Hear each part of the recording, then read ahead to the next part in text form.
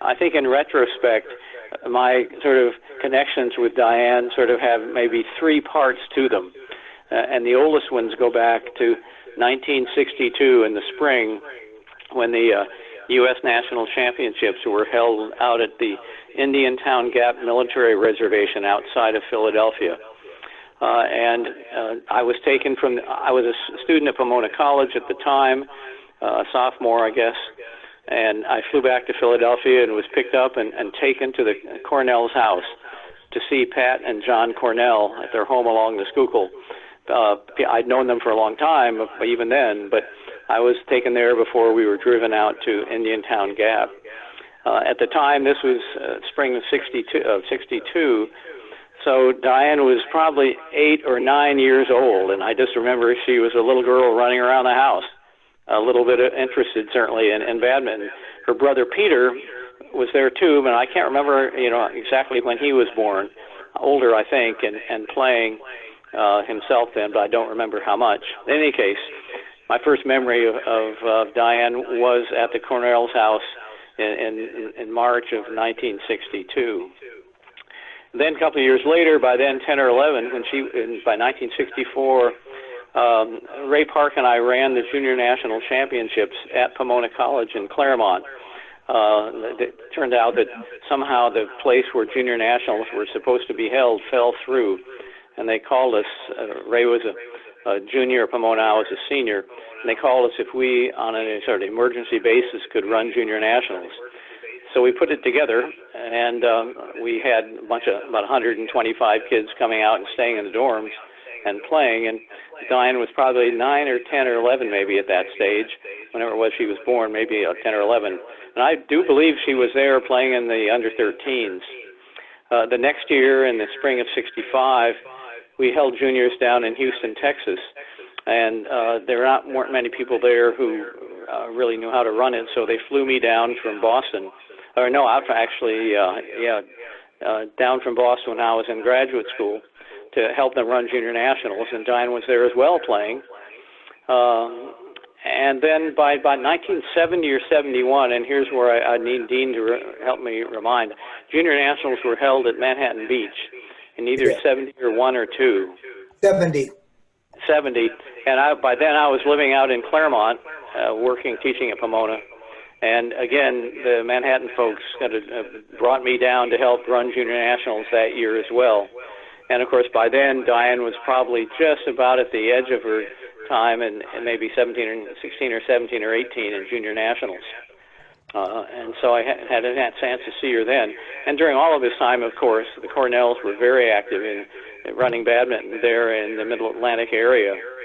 And so it was my good fortune to be really pretty good friends with that whole family and get to know Diane awfully well and watch her own interest in the sport grow, as well as her intelligence and capability to be a truly effective contributor to its development, and also help resolve legal issues later on as they might arise. During my time as USBA president from '84 to '87, I certainly had connections with her, as well as lots of the Philadelphia folks.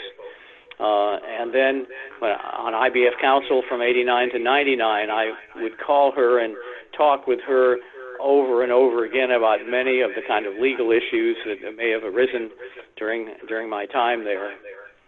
And then, of course, in more recent years, since I retired and came back to California, and she was more involved on the legal issues of USAB, she would sometimes call me and lay out some issue, such as some of the battles between the junior national groups more recently and how some of this might get solved. So I was on the computer with her and telephone with her off and on during various things like this over the time. I remember in 2008, she flew off to Beijing for the World Championships, or maybe you can't remember, one of the major events, and she wrote me back and emailed me about some of those experiences as well. So putting it all together, here we are going from 1962, about 58 years worth. I guess I've known Diane and watched her development and growth in badminton, and her many, many contributions, not just, of course, on the court as a player, but in so many ways off the court, running events, heading up regional activities, and being a hugely important and effective legal advisor to the USAB. Okay, wonderful. Thank you, Stan. That's a great story. What we'll do is we'll just talk a little bit, and while this is recorded, we can then, or Margaret can then take snippets and put it in the right format. So I'm not too worried about that. Nice close-up of Stan now. That's good. Good smile. Okay, who's next? I'll go. Dean, you should be next in history, right? So go ahead.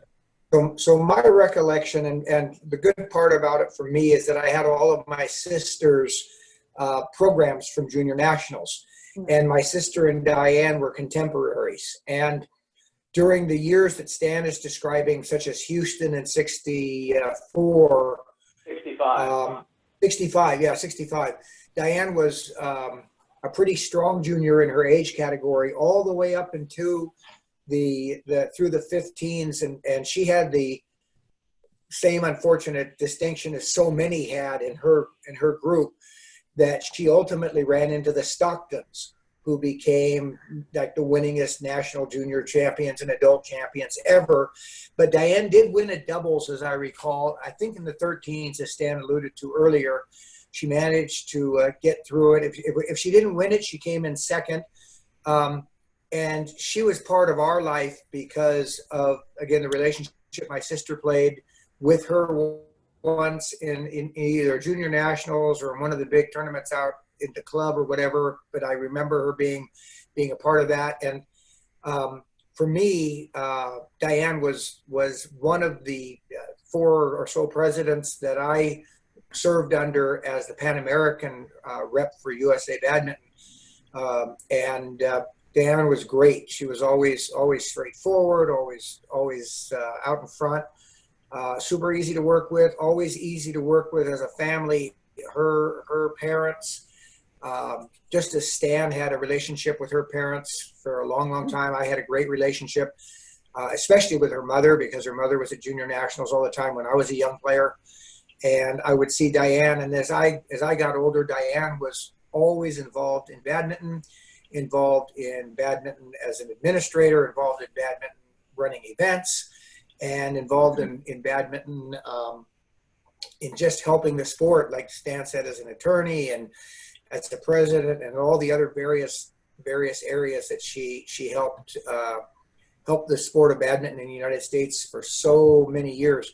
To me, she was always an inspiration because she was one of those that started as a junior and continued to give back forever, and never quit giving back to the sport, because so much of the time it's about, especially people who had success as juniors early and then don't have the same success. A lot of times it's easy for those players to kind of just drift on to something else because in the end they weren't having the athletic success they had early on.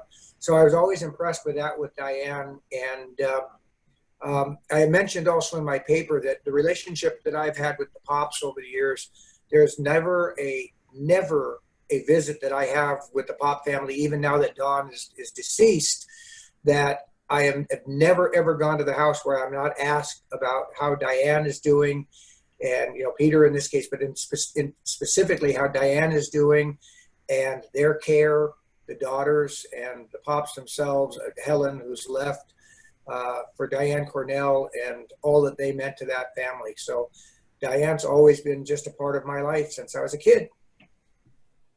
Mm-hmm. Lucky. So who's next in the history? We have to figure that out. I started knowing Diane around 1990. So can somebody beat me? So you're next. Yeah. Oh, no. Really? Yes, you're next. Probably. Okay. All right. So I actually arrived from Holland in Princeton in 1986. And I remember I read about this tournament in DC, and I loved badminton. I played tournaments in Holland and I wanted to continue that here. So I spoke to Don Pop on the phone because there was no internet at the time. And he explained to me how I had to take the train to College Park and blah, blah, blah. And that was just too much for me as a student.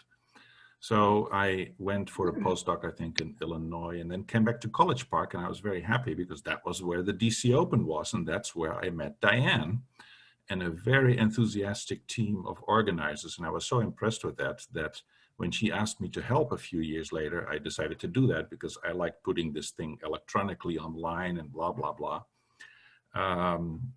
So we did that for about 15 years. And in that time, we did many other tournaments, the senior nationals. We tried to get the Olympics in Washington, DC. Well, that didn't work.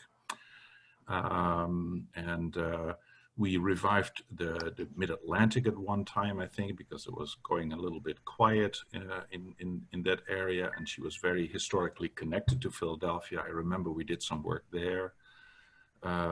Let's see. Well, but my best memories are actually off the court. And when we were at our houses, I remember we were at Ikuko's house a few times and various other people where we had to make the draws of the DC Open and the senior nationals. And although they were slightly stressful on some level, those were the most wonderful memories that I have of Diane. And of course, you know, chairing at the desk, doing various activities around the gym. She always called me kiddo. That's the other thing I would like to mention.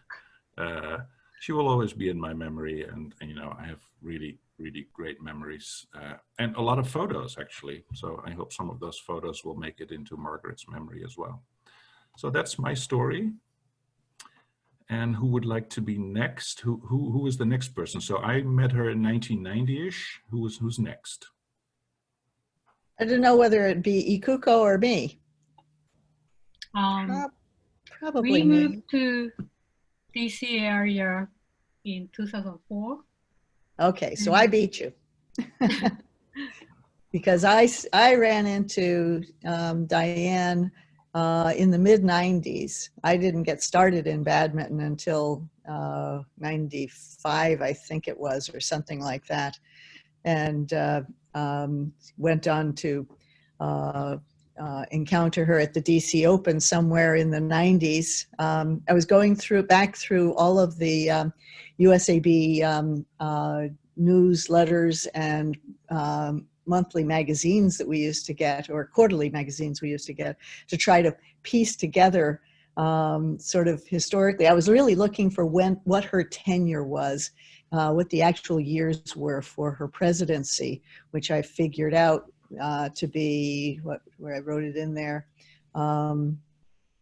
Let's see, where is it? USAB, 95 to 98. And somewhere in the middle of that, and in the course of all of that, I started seeing all my kids listed in this tournament and that tournament and so on, and realizing, oh, all the different places we'd been together with the kids.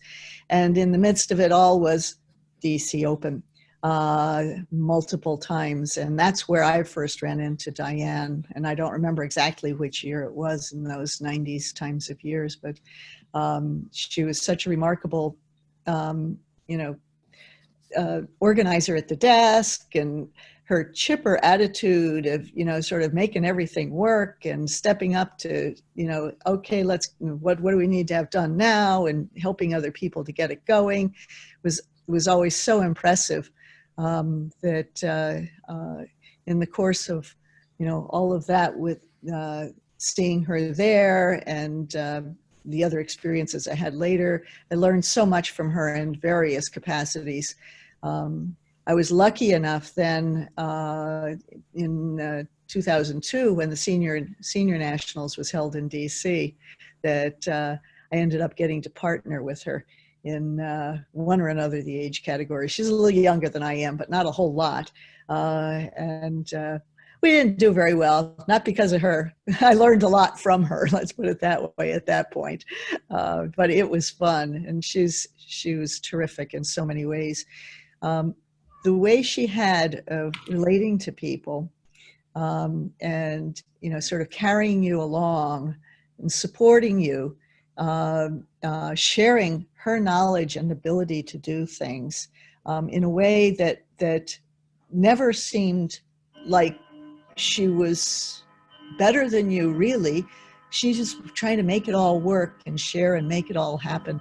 And her attitude was just spectacular. I just, you know, in relating to her on that level, I learned a lot just interpersonally, how to work with people in a much better way. It's really, she's, to me, been a spectacular person. And that, you know, on the court, off the court, and so on.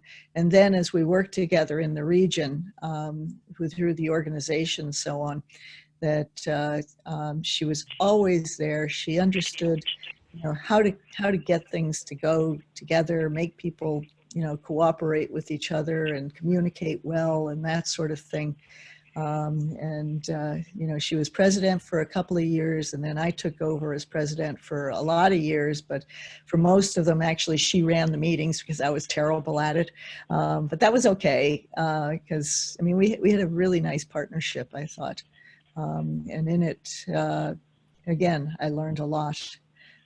So most of all, I'd say that just her approach to life and things, that she was steady, she was rational always, she had an optimistic and very supportive attitude, and she liked to work with people to help make things better. And in that way, she accomplished so much. And anyway, I tremendously will miss Diane, and I know the region will. And I can't stop saying until I say, and oh yes, her smile. Just, Yep. She really, the smile said everything. So.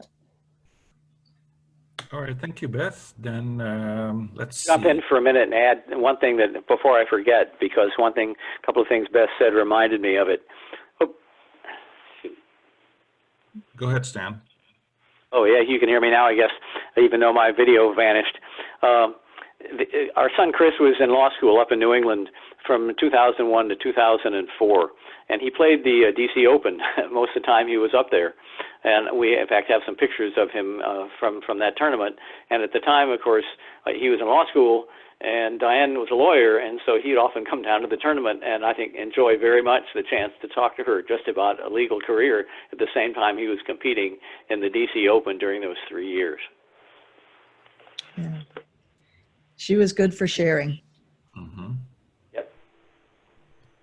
All right, thank you, Stan. And then, so who's next? Is it Ikuko or Yvonne? Ikuko. And Next. before we throw away Kimberly, she was pretty young too. So do you remember? I think I was 2003 or 2004, but Ikuko should go first. Okay. So between Yvonne and Ikuko, who's next? So again, we moved to DC area in 2004. Started helping DC Open, right? How about you, Yvonne? Well, I got to know Diane more only in 2011 because, well, I served as the vice president when she was the president, 2011 to 13.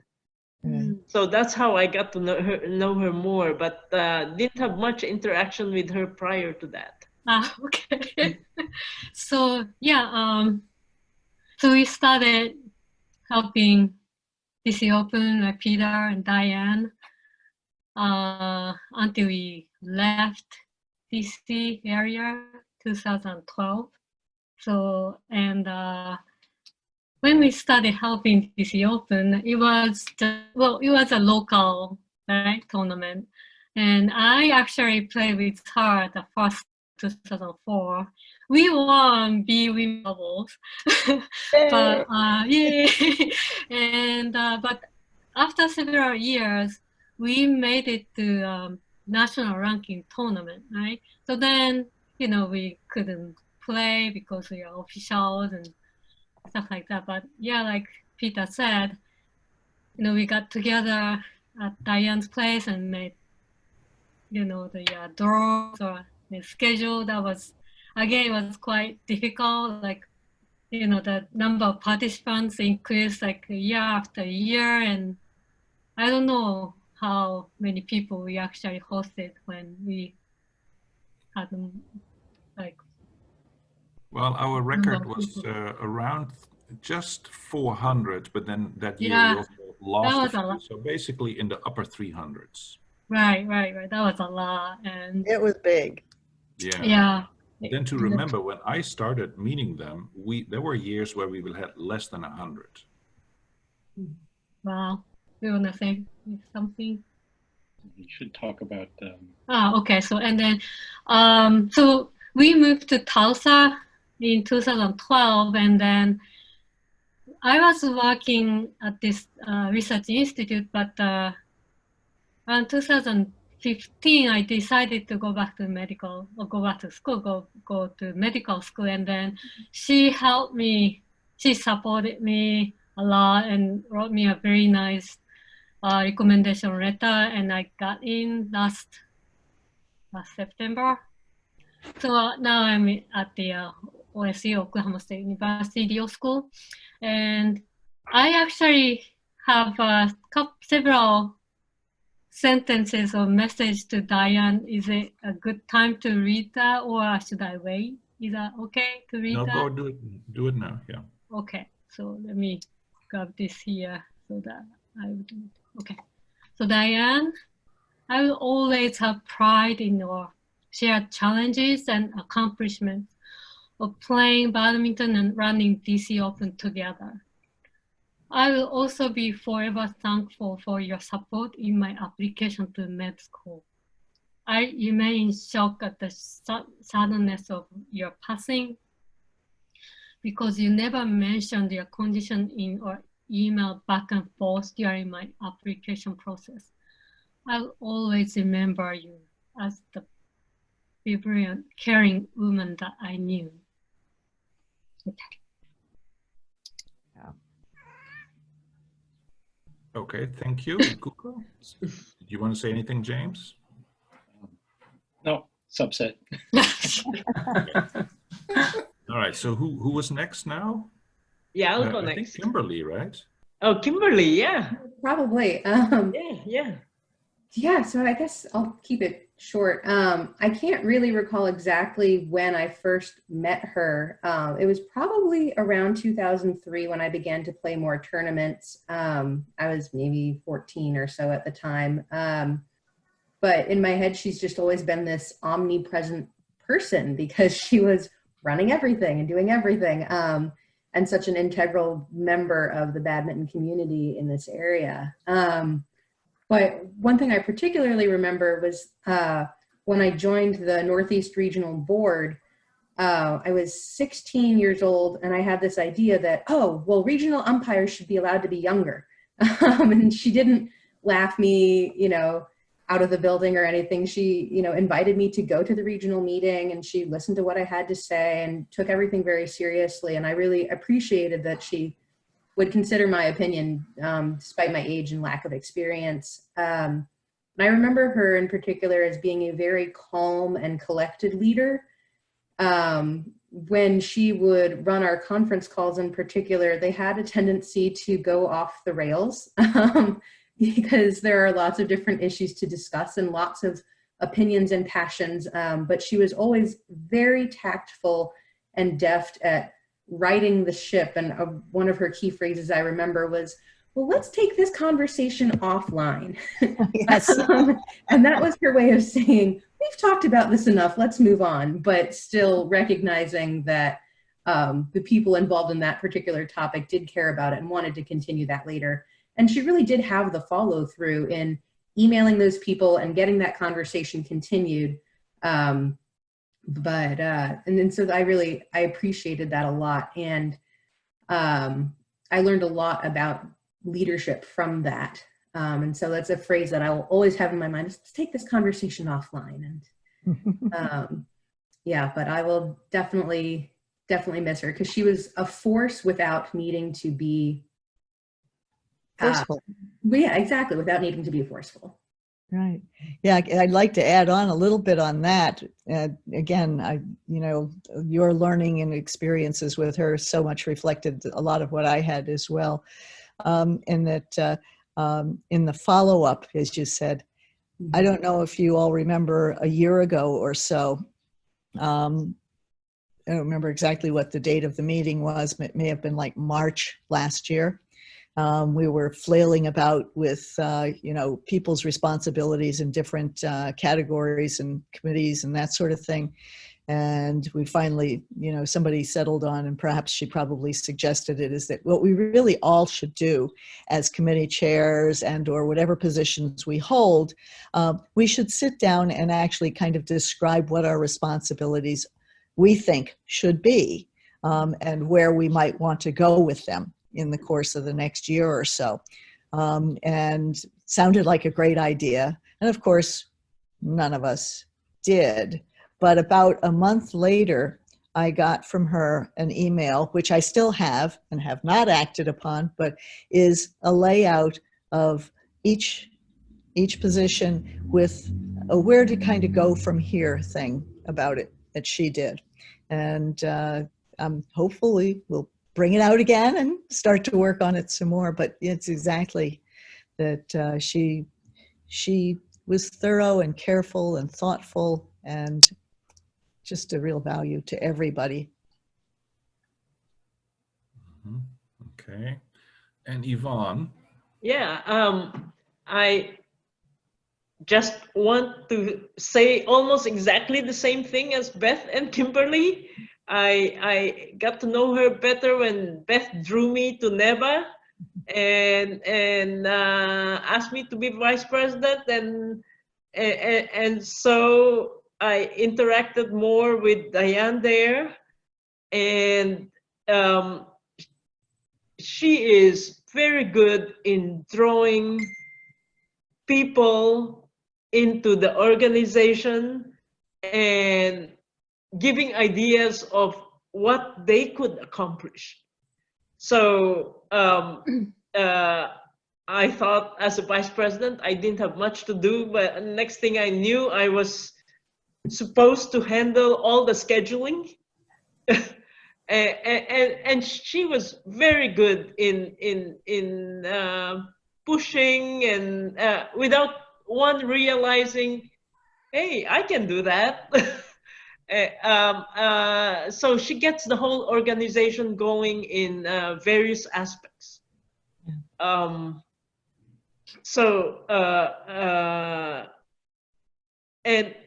one thing that is that I really appreciate in her leadership is that no matter what, she is very calm. So there, you never see her with a temper, and just a lot of encouragement and new ideas. Mm-hmm. So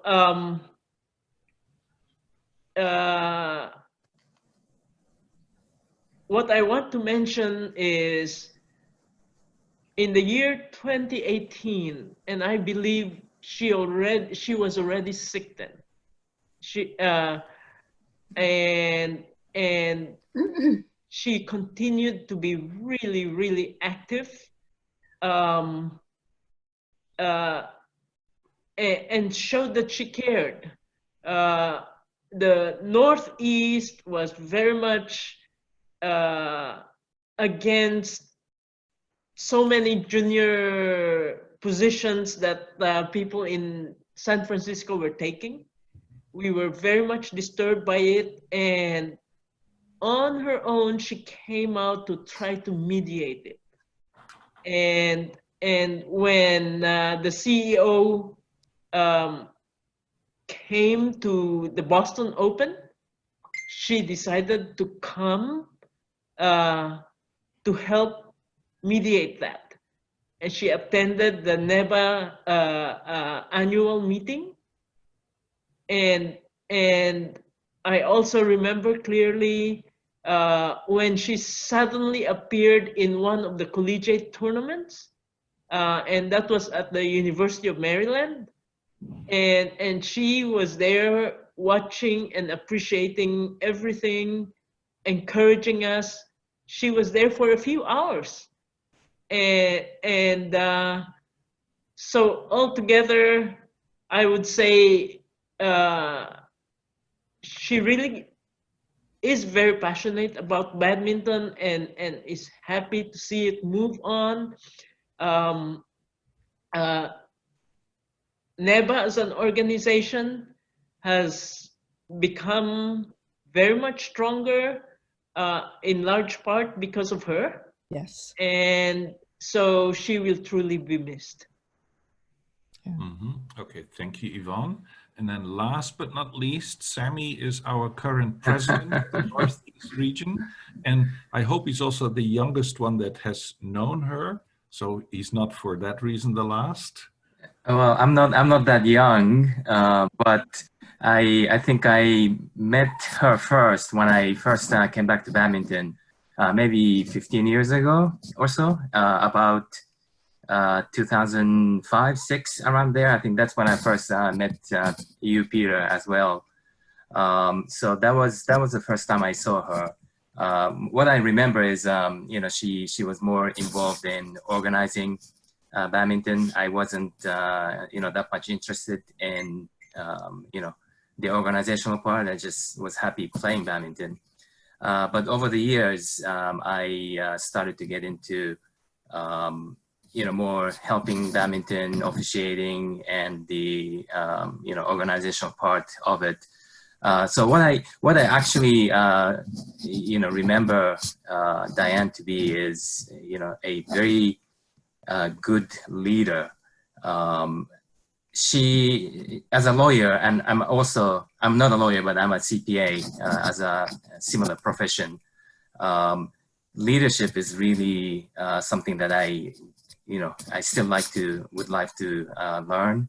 And the way she does it is very calm. I think Kimberly, as you said, very tactful.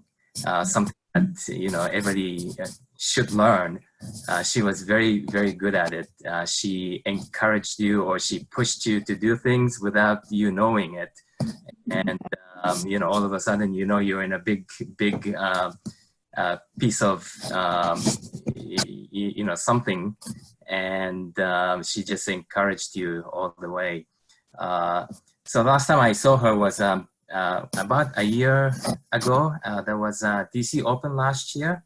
I think she came out to see what's going on, to say hello, and I was very busy because I was running the tournament as a referee. But she really gave me a very encouraging words. You know, just keep at it. You're doing a great job. So her encouragement is really. You know, it was heartfelt. So I will miss her. I miss her. You know, as I remember her, I already miss her a lot more. I wish she was around to continue to guide us, give us advices, and not because she's a lawyer, but as a person. And I think she has that genuine ability to encourage and give you support. And I think that I will miss her. I think we all will miss her. And our NEBA will miss that as well. Yeah. I have a text message from Linda French. Oh, good. I reached out to her to ask her to call in, and she has said that she's sorry that she can't, but that she's en route to her mother is pretty elderly and not well, and she's en route there. But she wants to definitely pass along to Margaret and the entire family her condolences, and to all of us as Diane's friends and the badminton community, how much Diane will be missed and what a great person Diane was for the sport of badminton, and also an inspiration for her. Diane followed her brother as president, and so Linda had a hands-on relationship with Diane for many years as she played, and Diane was an administrator responsible for the Olympics and things, and So Linda wanted me to pass that along, and she says that she's sorry she can't be here tonight, but that she's thinking of us and her.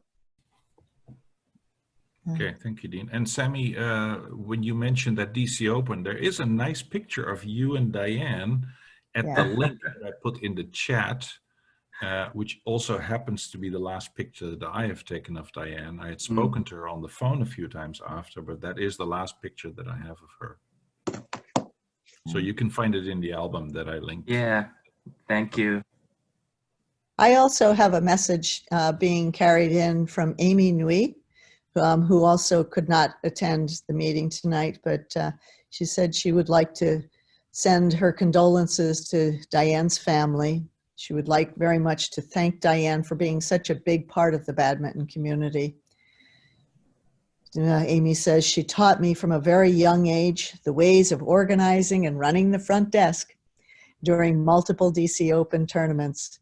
That experience and guidance allowed me to host numerous local tournaments to benefit some of the local juniors in our area and for traveling to tournaments and competing in the World Championships.